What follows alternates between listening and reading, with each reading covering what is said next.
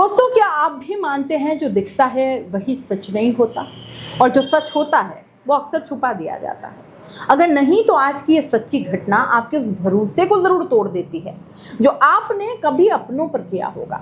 अगर मैं कहूँ कि इस कहानी में एक पढ़ा लिखा पति है, एक माँ जैसी सास है और एक बुजुर्ग ससुर है, फिर भी एक बहू की लाश सड़क पर घसीटी जाती है, तो आप क्या करेंगे?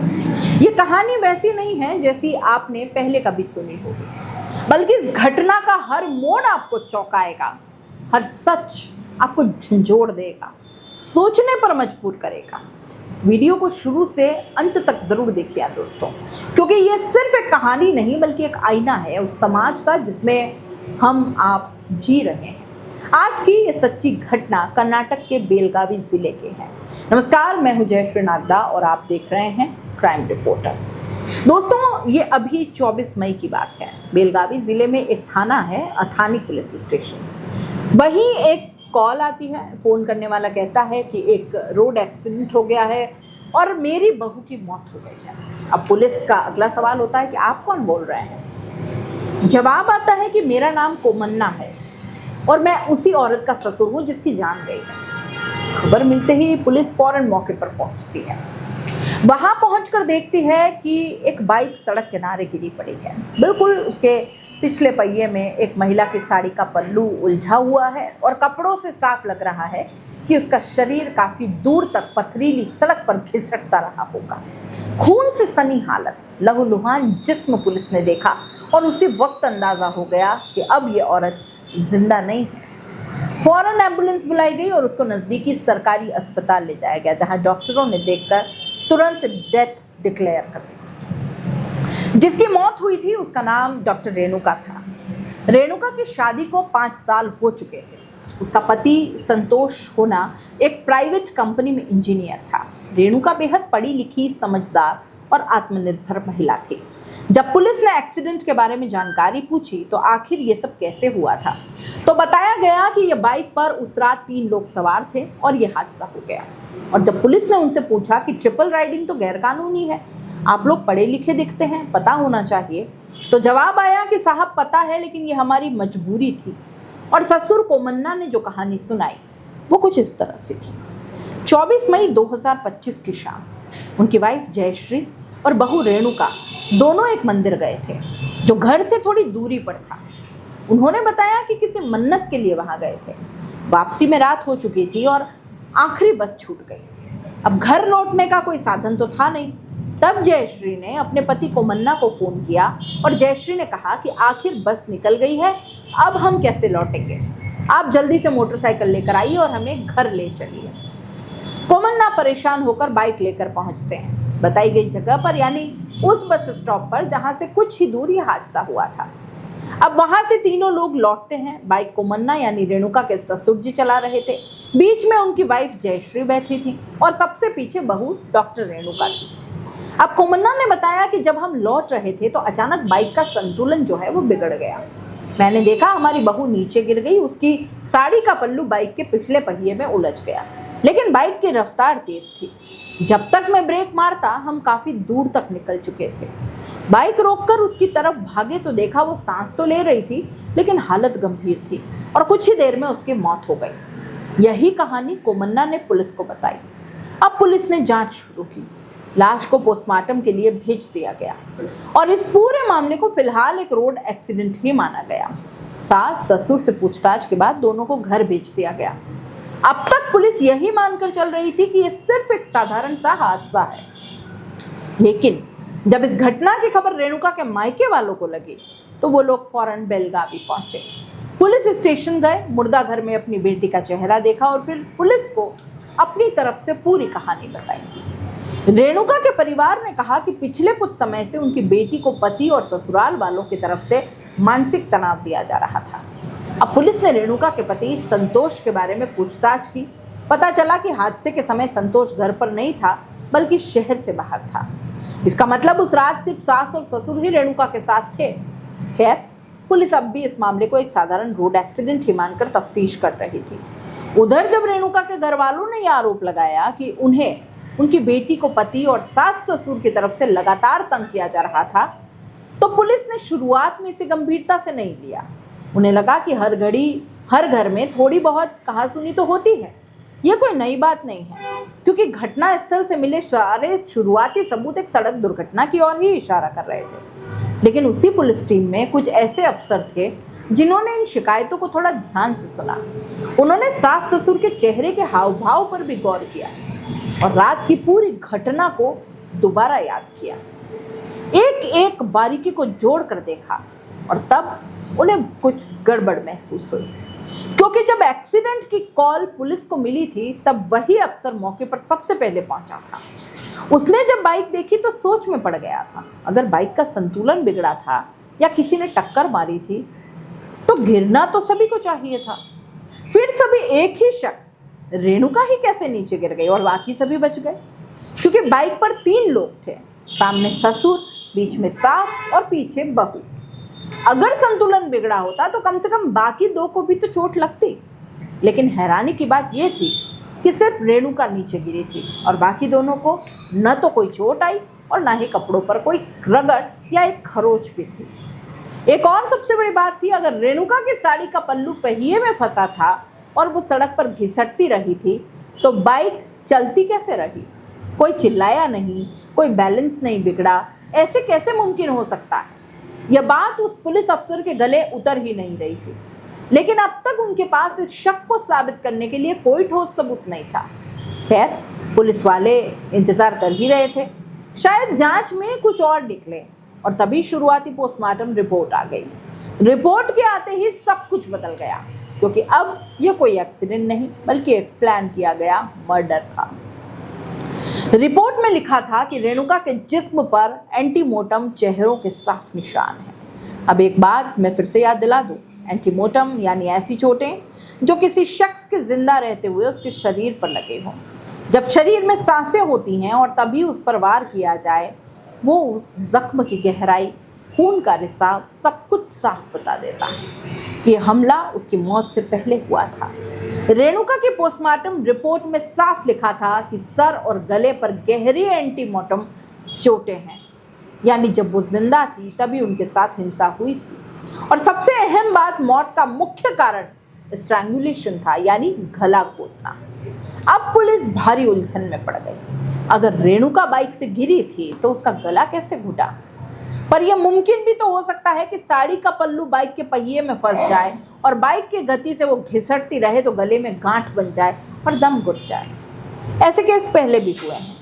रिक्शा में बाइक में दुपट्टा फंसने से भी कई ऐसे केस हुए हैं। लेकिन इस केस में जो बात अलग थी वो ये कि रेणुका के सर पर गंभीर चोटें थी और गला घोटने के निशान गहरे थे, जिन्हें सिर्फ घटना नहीं बल्कि हिंसा कहा जा सकता था।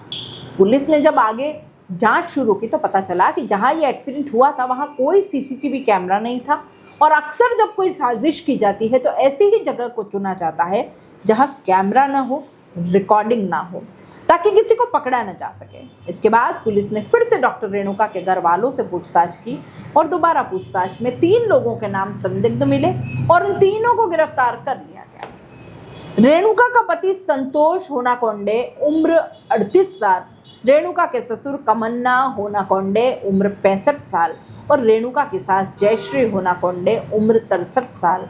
अब पुलिस के सामने सवाल था कि इन्होंने रेणुका की हत्या आखिर क्यों की और इस तरह से प्लान बनाकर क्यों मारा। लेकिन जो इसके पीछे की कहानी थी वो सच में इंसानियत को शर्मसार कर देने वाली थी। कहानी कुछ इस तरह शुरू हुई। करीब 5 साल पहले यानी 2020 में संतोष ने मैकेनिकल इंजीनियरिंग की पढ़ाई पूरी कर ली। उसे एक अच्छी मल्टीनेशनल कंपनी में नौकरी भी मिल गई और सैलरी लाखों की थी। अब उसके घर वालों ने उसके लिए रिश्ता देखना शुरू कर दिया।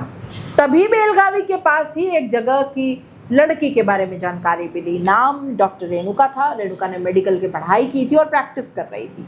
उसका परिवार ठीक ठाक था, काफ़ी पढ़ा लिखा और आर्थिक रूप से भी मजबूत। एक बिचौलिया ने दोनों परिवारों को मिलवाया। बात आगे बढ़ी। लड़की देखने के लिए संतोष, उसके माँ बाप और कुछ रिश्तेदार 4 फॉर्च्यूनर कारों में रेणुका के घर पहुंचे।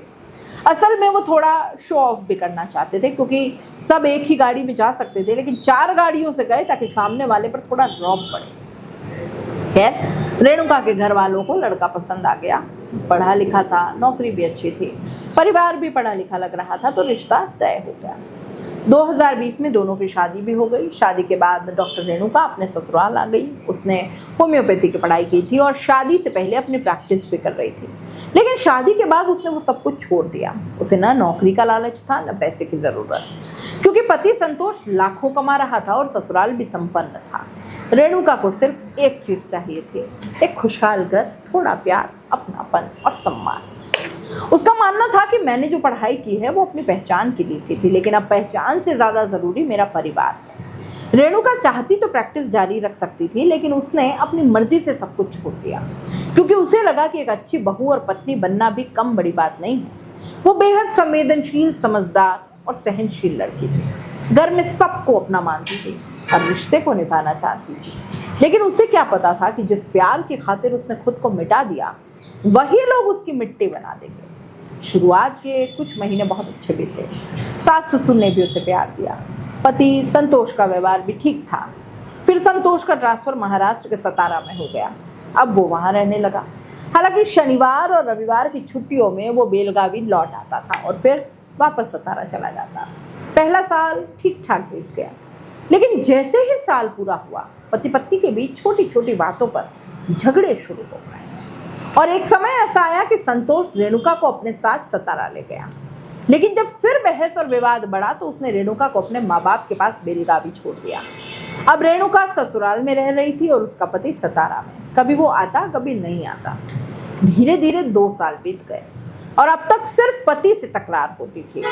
और अब सास ससुर ने भी अपना रंग दिखाना शुरू कर दिया। कहने लगे कि शादी को 2 साल हो गए हैं, अब तक गोद सूनी क्यों है?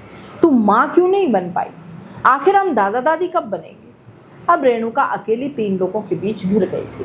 पति, सास और ससुर तीनों तरफ से टॉर्चर झेल रही थी।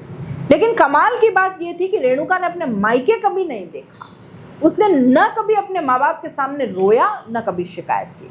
कहती थी, क्या माँ बाप को तंग करना, अपना दुख है, अपना बोझ है, खुद ही उठा लूंगी, खुद ही कोई रास्ता निकाल लूंगी। उसे उम्मीद थी कि अगर मैं माँ बन जाऊं तो शायद सब कुछ ठीक हो जाएगा। वो इलाज भी करवा रही थी, लेकिन कोई फायदा नहीं हुआ। लेकिन यहाँ एक बात बेहद ज़रूरी है, क्या रेणुका ने अपने माँ बाप से कुछ न कहकर सही किया? उसे बताना चाहिए था कि वो किन हालातों से गुजर रही है। जिन्होंने उसे जन्म दिया, उन्हें ही उसने अपने दर्द से दूर क्यों रखा? क्या जन्म देने वाले माँ बाप को पराया समझ लेना सही था? कभी कभी हमें ये समझ नहीं आता, अपनों से कुछ छुपाना उन्हें तकलीफ से बचाना नहीं होता, बल्कि उनका हक छीन लेना होता है। इस बारे में आपका क्या कहना है? कमेंट बॉक्स करके ज़रूर बताइएगा। अब 5 साल बीत गए थे, लेकिन रेणुका की हालत दोस्तों जैसी की तैसी थी। अब इधर सासुर को भी लगने लगा था कि रेणुका से पीछा छुड़ाना ही बेहतर होगा। उन्हें लगता था कि अगर वंश को आगे बढ़ाना है तो संतोष की दूसरी शादी करनी पड़ेगी। और यहीं से वो कहानी शुरू होती है जो इंसानियत को रौंद डालती है। करीब 8 महीने पहले संतोष के माँ बाप ने चुपचाप उसकी दूसरी शादी करवा दी। रेणुका को इस बारे में कुछ नहीं पता, लेकिन सास ससुर और संतोष को डर था कि अगर रेणुका को एक दिन सब कुछ पता चल गया तो कानूनी मुसीबत खड़ी हो जाएगी, क्योंकि दूसरी शादी तो गैर कानूनी है, नौकरी भी जा सकती है और जेल जाने का खतरा तो था ही। इसी बीच अचानक उन्हें खबर मिली कि संतोष की दूसरी पत्नी प्रेग्नेंट है, यानी जिस औलाद के लिए ये सारा खेल रचा गया था वो औलाद अब आने वाली थी। अब उनके पास रेणुका को हटाने के अलावा कोई रास्ता नहीं था, इसलिए तीनों ने तय किया कि अब इसे एक्सीडेंट दिखाकर रास्ते से हटाना होगा। इस साजिश में तीनों शामिल थे, संतोष, उसकी माँ जयश्री और पिता। उधर रेणुका को इस प्लान की भनक तक नहीं थी। उन्होंने योजना बनाई कि 24 मई को एक मशहूर मंदिर ले जाएंगे रेणुका को, यहाँ लोग मन्नतें मांगने जाते हैं। जयश्री ने बहुत प्यार से रेणुका से कहा, चलो बहू एक बार हम भी उस मंदिर चलते हैं, क्या पता मन्नत पूरी हो जाए और क्या पता इस बार गोद भर जाए। रेणुका कुछ समझ नहीं पाई और तैयार हो गई। रेणुका इन सब बातों से बिल्कुल अनजान थी। अपनी सास जयश्री के साथ वो मंदिर चली गई। प्लान के मुताबिक उन्हें पता था कि आखिरी बस कब जाती है, इसलिए जानबूझकर देर से निकले और जैसे ही बस छूट गई तो दोनों बस स्टॉप पर आ गई। अब साजिश का अगला कदम था। जयश्री ने अपने पति कोमन्ना को फ़ोन किया, बस छूट गई है, आप मोटरसाइकिल लेकर आ जाइए और हमें ले चलिए। कोमन्ना वहाँ पहुँचा, मोटरसाइकिल पर खुद आगे बैठा, बीच में जयश्री को बिठाया और सबसे पीछे डॉक्टर रेणुका बैठी थी। उन्होंने पहले से एक सुनसान जगह चुन रखी थी जहां न कोई सीसीटीवी कैमरा था, न ज्यादा गाड़ियों की आवाज आई थी। अब चलती बाइक पर कुमन्ना ने अपनी बीवी जयश्री को कोहनी से इशारा किया और जैसे ही इशारा हुआ, जयश्री ने पीछे बैठी रेणुका को जोर से धक्का दे दिया। बाइक तेज रफ्तार में थी, पीछे बैठने की जगह भी कम थी, इसलिए रेणुका सीधे नीचे गिर गई। बाइक थोड़ी दूर जाकर रुकी, दोनों वापस आए जहां रेणुका सड़क पर पड़ी थी। उसके सर से खून बह रहा था, लेकिन सांसें अब भी चल रही थी। पास में एक पत्थर पड़ा था, कुमन्ना ने वो पत्थर उठाया और घायल पड़ी बहू के सर पर जोर से दे मारा। फिर उसका सर पकड़कर सड़क पर पटका। इसके बाद उसी की साड़ी के पल्लू से उसका गला घोंट दिया। जब उन्हें पूरा यकीन हो गया कि अब रेणुका की मौत हो चुकी है, तो अगली चाल चली। उन्होंने उसकी साड़ी का पल्लू बाइक के पिछले पहिए में इस तरह फंसा दिया कि लगे जैसे चलते समय साड़ी फंस गई हो और वो घिसटती जा रही हो। फिर उसी पल्लू को पहिए में बांधकर करीब 120 मीटर तक बाइक चलाते रहे और रेणुका का शव सड़क पर घसीटता गया। अब थोड़ा उस बच्चे के बारे में बात करते हैं जिसके लिए ये सब कुछ किया गया, जिसकी माँ प्रेग्नेंट है। लेकिन जब वो बच्चा दुनिया में आएगा तो न बाप पास होगा न दादा दादी, क्योंकि सबके सब जेल में होंगे। उस दूसरी पत्नी का क्या होगा जिसे शायद ये भी ना बताया गया हो कि ये दूसरी शादी है। एक बात कोई क्यों नहीं सोचता कि आज के ज़माने में बच्चा न होने पर और भी कई रास्ते हैं, इलाज संभव है, और वो भी साइंटिफिक तरीके से। IVF है, सरोगेसी है, गोद लेना तक मना नहीं है। लेकिन इन लोगों को समाधान नहीं चाहिए था, इन्हें बस बहू को हटाना था रास्ते से। डॉक्टर रेणुका को मारना सिर्फ एक हत्या नहीं थी, बल्कि एक इंसानियत, उसकी गरिमा, उसके अस्तित्व, सब कुछ कुचल देना था। आज के समय में भी इस तरह की घटनाएं होना समाज के लिए निश्चित रूप से एक गंभीर चिंता का विषय है। ऐसा घिनौना अपराध जिसकी कल्पना भर से बहू कांप उठे, लेकिन यहाँ पर यह हकीकत में हुआ है।